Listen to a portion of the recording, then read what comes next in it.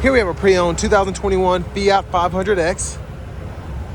This one comes in the trekking trim level in Mojave sand clear coat. And then we have black cloth interior. And for the powertrain, we get a 1.3 liter turbocharged 4-cylinder engine. That's mated to a 9-speed automatic transmission. Sorry, I'm right by the highway. That gives us 177 horsepower, 210 pound-feet of torque.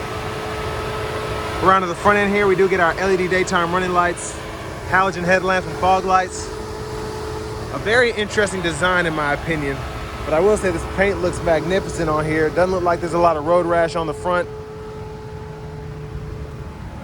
Down here to the wheels, we get 18 or 17-inch aluminum, excuse me. Passive keyless entry on the front. Power mirror controls are here, left side, right side are offset, and you can use the dial here. And then we have one-touch automatic up and down windows for the front, and then just regular power windows with express down for the back. And then we have a rear window lock here, power door lock controls there, bottle holder there, a little additional storage. Headlamp controls, gauge cluster brightness, and then the release for the hood. Pedals are there. We can manually telescope and tilt the steering wheel. And there's our manual driver's seat. So we can do the seat back there, pump the seat up or down here, and then adjust the seat bottom forward and back there. And put that back to where I had it. So that's pretty much my seating position, being 6'3". Just go ahead and check out this leg room. And actually, I'd probably have the seat a little bit further back. Even then, still, my knees are in the back of the seat. But this is a smaller Fiat, so no surprises there. Seat back pocket on that side, USB-A charge port back here. And there's a view of the front from back here as well.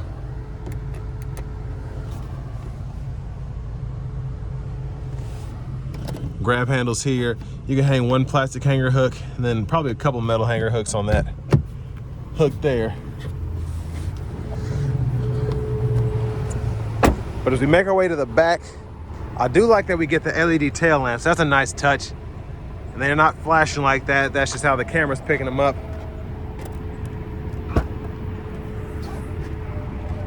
And there is the cargo space. And then we have mats underneath here, storage. And then I believe that is a tire inflator kit down there. So just an interesting vehicle. And I don't know what this button does. That's interesting there, I don't know. But there's a look underneath the vehicle.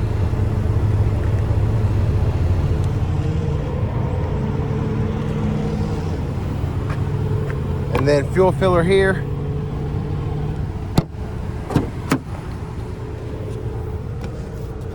And then you can fold the seat flat when the seats up front are far enough. And then pretty easy to just snap it back into place.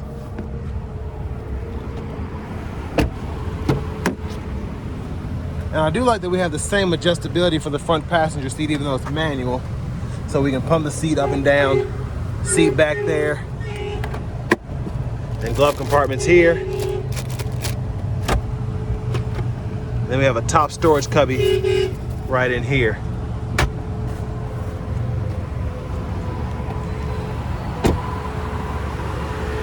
So as we come out of the front, again,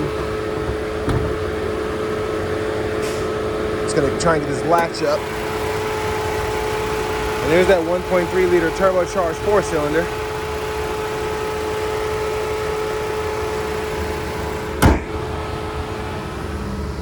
But now let's go ahead and hop in the driver's seat.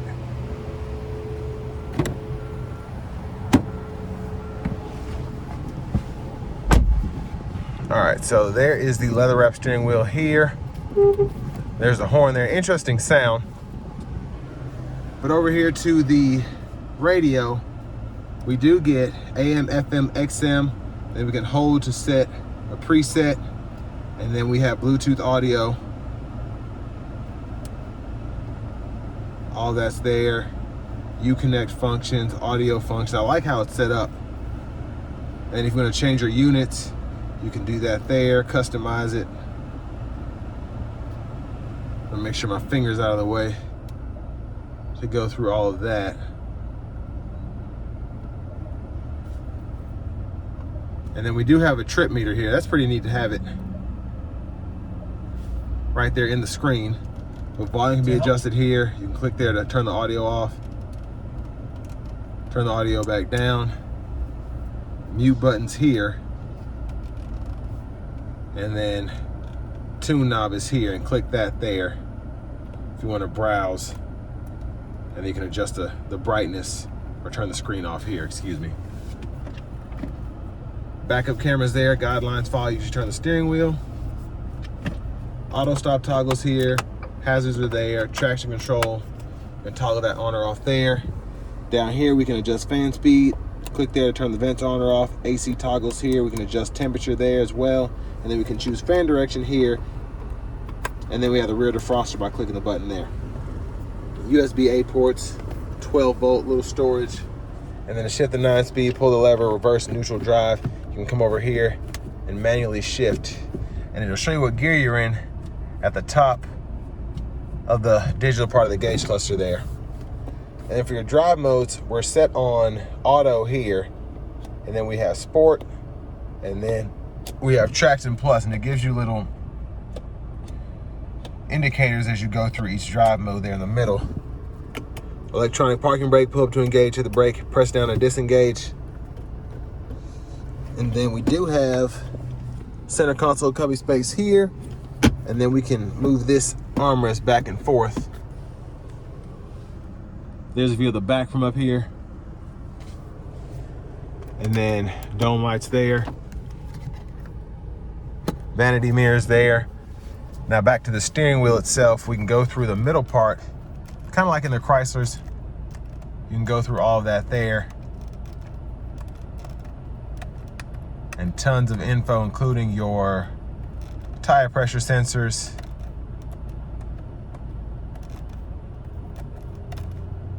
And then you can go in here to adjust your settings.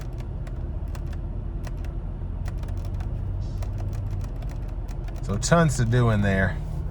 And then Bluetooth controls are here, voice recognition, cruise control, turn that on or off and adjust, cancel, all that. And this is interesting.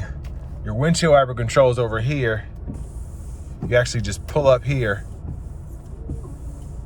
and then you get your fluid for the back right there, fluid for the front up here, windshield wiper controls, intermittent, then low, high, and then your rear wiper is right there in the middle.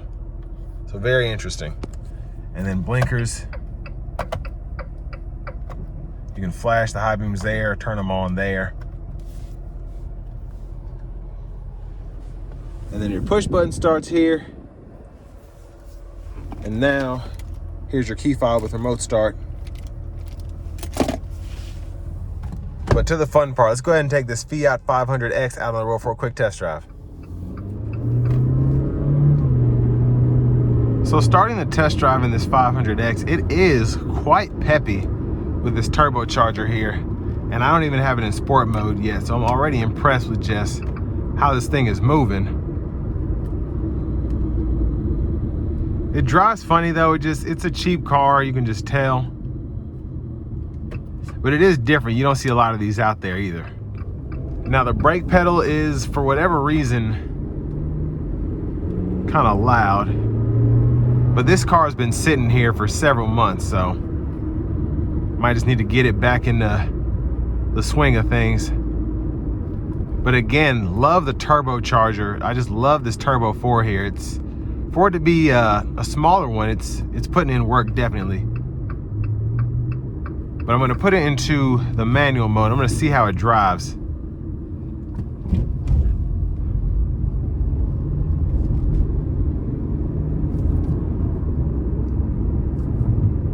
So shifts relatively quickly, especially for a car like this.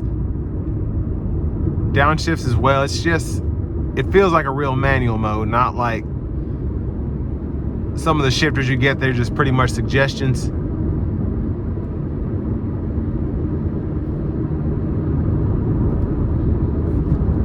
So we're gonna run it here.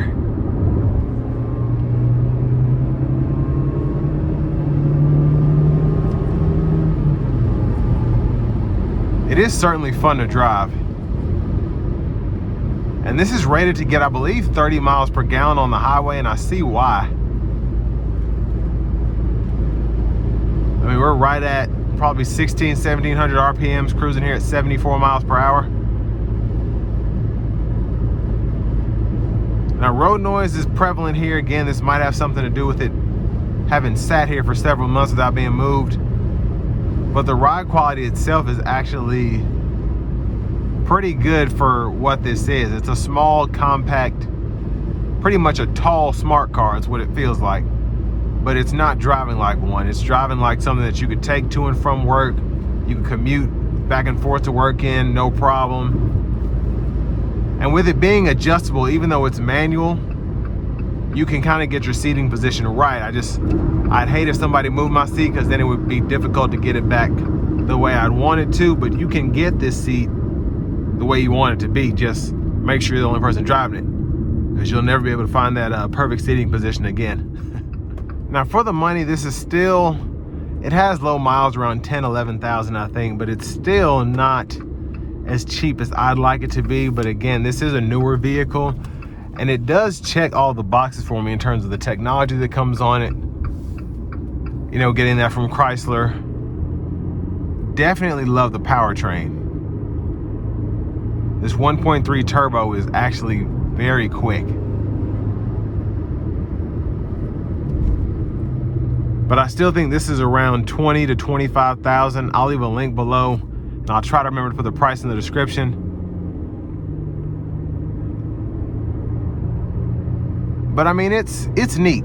I'll put it that way. It's cool kind of how the controls are set up.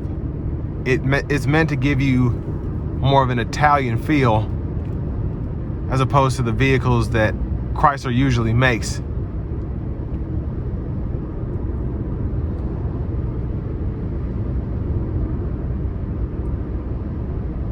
But overall, it drives pretty nicely.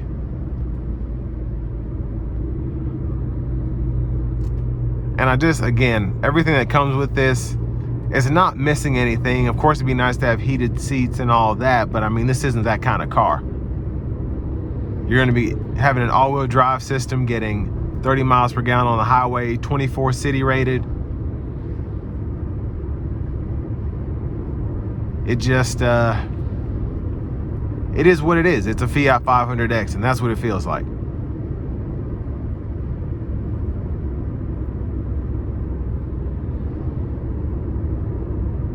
One thing I do wish we had was the blind spot monitors for a vehicle like this, but with it being a shorter wheelbase car, shouldn't really be that big of an issue.